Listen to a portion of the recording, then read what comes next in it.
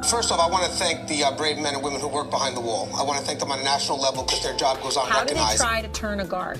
Well, correctional officer. Sorry, I apologize. But correctional officer. How you guys doing today? It's Anthony Gangi, host of Tier Talk. Great question we are answering today. When I say we, I sent this video out to my usual experts, and we're going to answer a great question. What's the one thing you need to survive in corrections? And I know we need a lot. So this made us think, like, if we only had one thing, what would it be? And I gave it out to my people, guys. I even answer as well.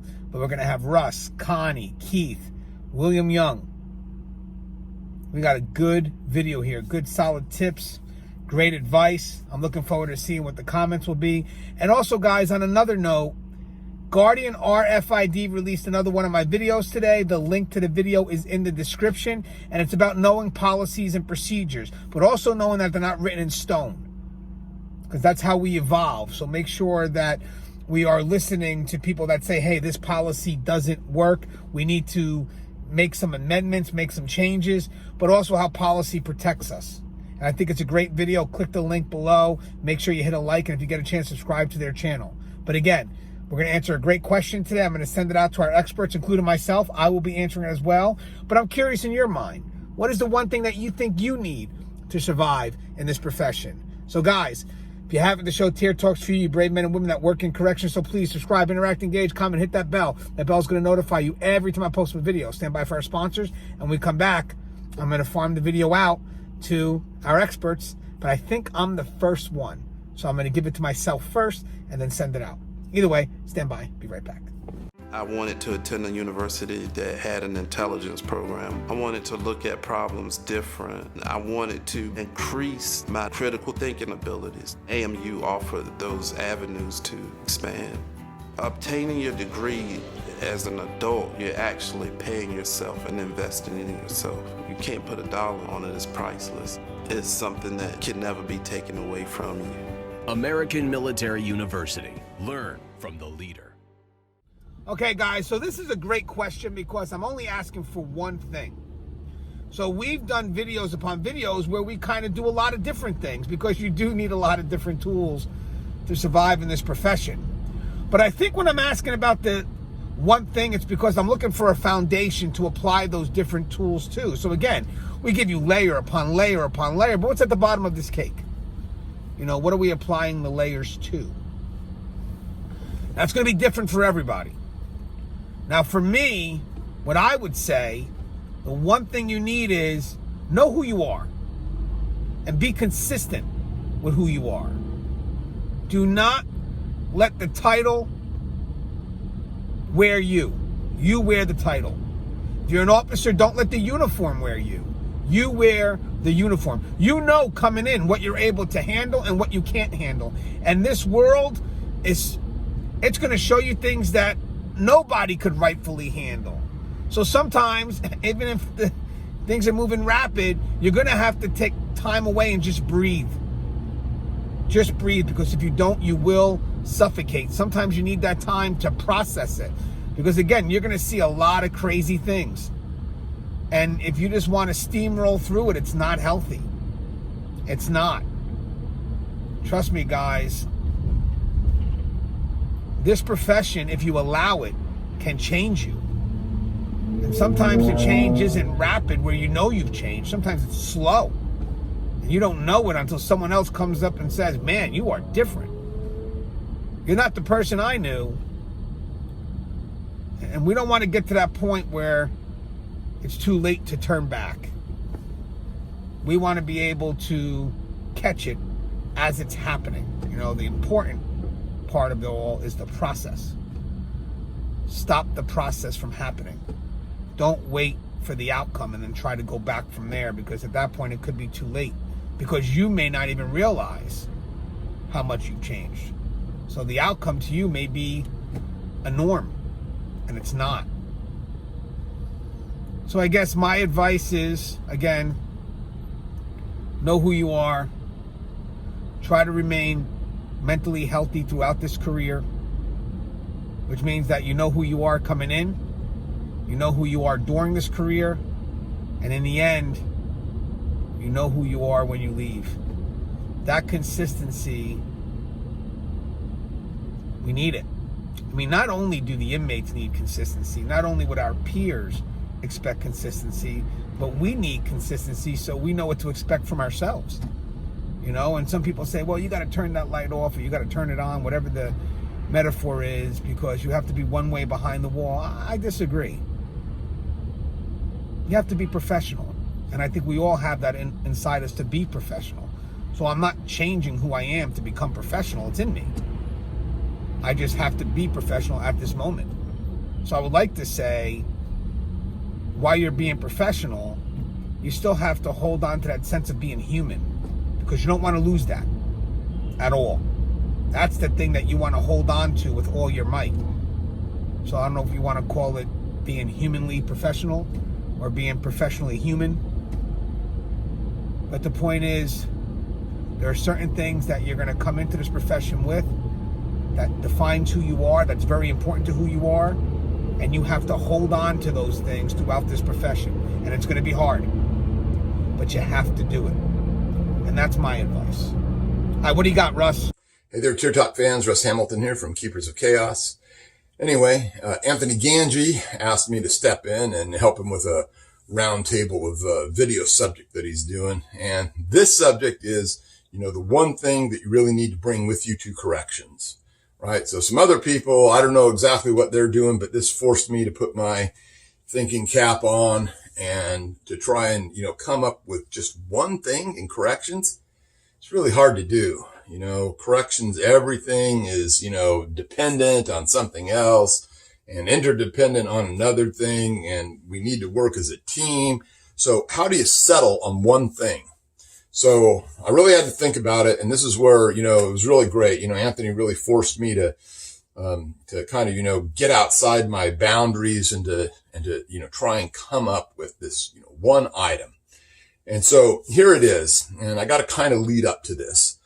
I spent, 27 years California Department of Corrections, another few years in a juvenile detention facility.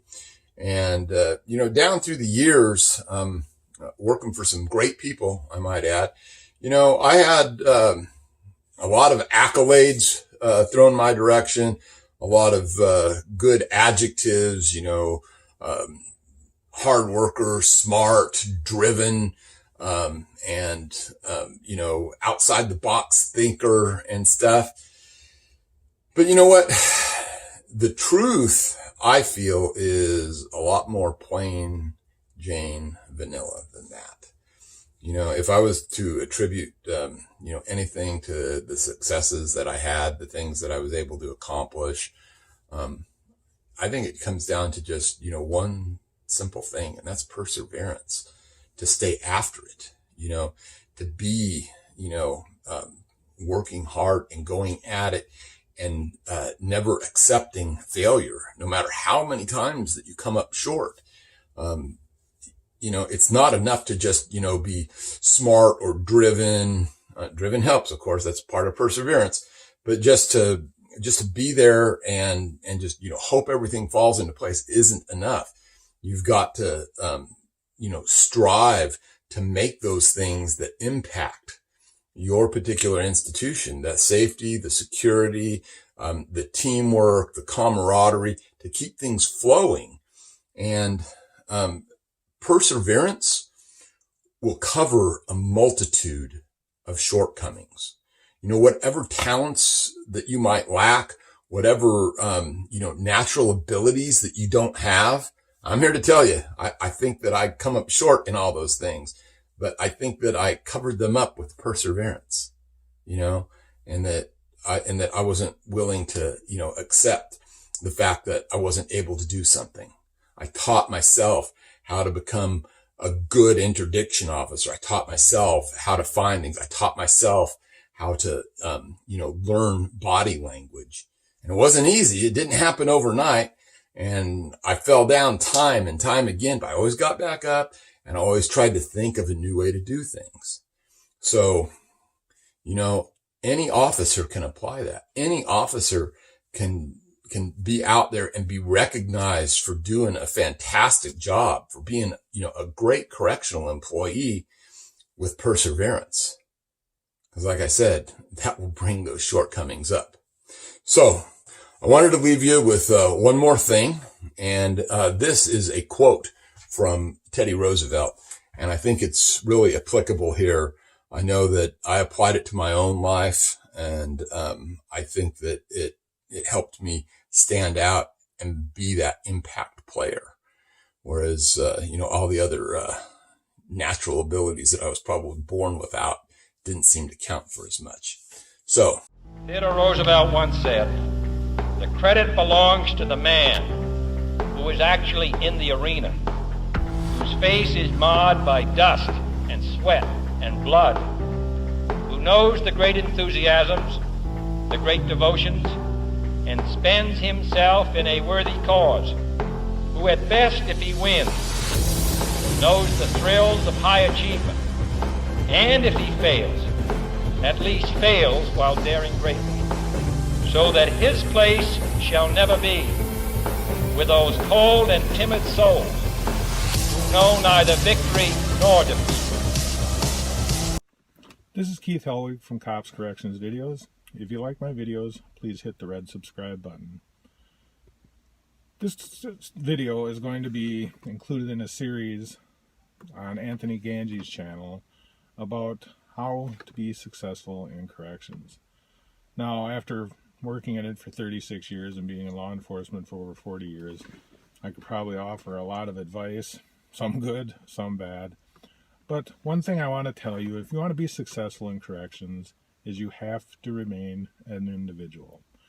Now, as a correctional officer, or a police officer for that matter, you're going to be a part of a team. That team is going to include other officers. It's going to include your sergeant, your lieutenant, your captain, whatever your rank structure is, you're going to be a part of that team. If you are on an emergency response unit, a CERT team, you're going to be a part of that team. The thing is, you need to be an individual. You need to be yourself. One of the first things I was taught by one of my mentors, a man everybody called Pinky because he was an albino, was that you're going to learn good and bad from every officer out there. You're going to see officers do things that work for them. That doesn't mean they'll work for you. You have to develop your individual style. You have to be an individual. Now, being an individual is a part of a team. I've unfortunately seen it happen where a person is new to a team, whether it's a CERT team or whatever, and they follow the lead of everybody else, which is important. You've got to work together as a team. But when it comes to a use of force, you have to stay within the guidelines and you have to be an individual. I know of one individual who lost his job because he saw someone else abusing an inmate, and he probably felt left out that he wasn't. Well, guess what? He's now unemployed. You got to remember, you are an individual. Nobody else should be able to dictate to you how you act. You have to be a part of a team, but you have to be an individual. You have to be true to yourself as an individual. As an officer, you're going to be called upon every day to do things that most people have never encountered in their lifetime, that most people will never encounter in their lifetime. When you do those things, look back on other people, how they've done them. Pick the good, pick the bad, pick what works best for you. Be an individual. Until next time, stay safe and watch your back. Hi, Connie Eileen here from the Civilian Corrections Academy. Tonight's question is, what would be one piece of advice that you'd give someone for a successful career in corrections? I would have to say that is, leave your ego at the door. There is very little that you're going to be able to learn if you walk into the environment thinking you know it all. You have people around you who have been there for way more time than you have been, who've had very different experiences than you might have had.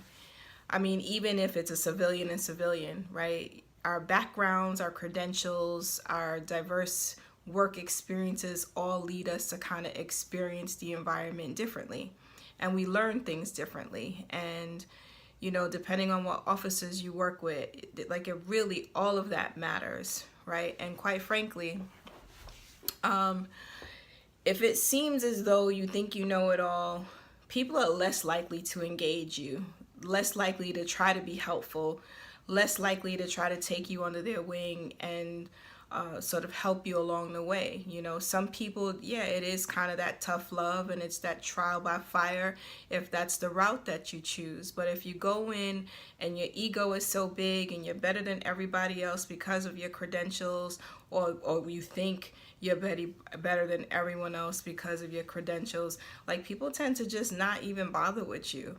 And so, you know, something goes down, you don't want to be left in the lurch by yourself, right? And we would like to say that things like that don't happen, right? They don't happen. But our reality is that someone with a bad attitude who walks in thinking they know it all, people are less likely or less willing to kind of put themselves on the line for them, and less willing to kind of have their back and be there. And yes, granted, you know, there is a certain code that we operate by in corrections, but you do want to be a trusted member of the team. And when your ego is too big, people not really messing with you like that. And it's just the reality, right? So you want a successful career in corrections, you have to learn how to leave your ego at the door. Know that when you walk in, you're going to learn something new every day. You got to be receptive to what people are trying to tell you. People aren't necessarily trying to micromanage you or boss you around, but maybe they're just trying to give you the heads up on a situation they'd already had experience with, so you don't have to have the same negative outcome or consequences or whatever that they might have experienced. And you know, you kind of take it for what it is. You don't have to take every piece of advice that you get, but you have to at least be willing to hear other people out and be willing and open to learning from the experiences of others. So if I can say anything to anybody going into corrections, civilian or officer, it's leave your ego at the door. You don't know everything. You want a successful career, don't wear your feelings on your sleeve. Someone talks to you, let your ears be open, let your mind be open, because that's the only way you're going to grow, and that's the only way that your mindset is going to be able to shift, because going into corrections is not your traditional work environment, and the things that might have flew when you were out in the community or out in corporate world, it just don't translate the same in the correctional environment. So you've got to be open to learning, and that may mean learning from someone who's been in the environment for over 10 years, over 15 years, over 20 years, who's trying to give you a heads up, who's trying to do something positive for you. So leave your ego at the door. Walk in, be willing to learn from anybody, from everybody. All right, good night. So the question is, what tool do I think, let me straighten out my beard here.